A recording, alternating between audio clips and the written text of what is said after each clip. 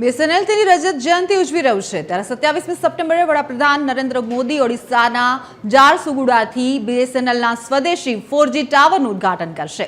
રાષ્ટ્રીય સંદેશા વ્યવહાર માળખાને મોટા પાયે પ્રોત્સાહન આપવા માટે વડાપ્રધાન આશરે ₹37,000 કરોડના ખર્ચે સ્વદેશી ટેકનોલોજીનો ઉપયોગ કરીને બનેલા 97,500થી વધુ મોબાઈલ 4G ટાવરનું ઉદ્ઘાટન કરનાર છે। આ પ્રોજેક્ટમાં બીએસએનએલે સ્થાપિત 92,600થી વધુ 4G ટેકનોલોજી સાઇટ્સનો સમાવેશ કરવામાં આવ્યો છે।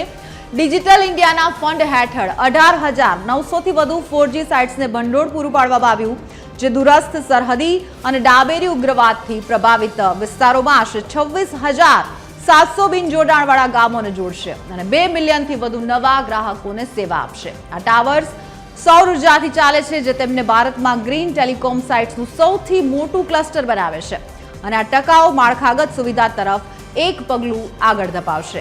કાર્યક્રમનું જીવંત પ્રસારણ એનઆઈસીના સત્તાવાર વેબકાસ્ટ પોર્ટલ પર પણ કરવામાં આવશે।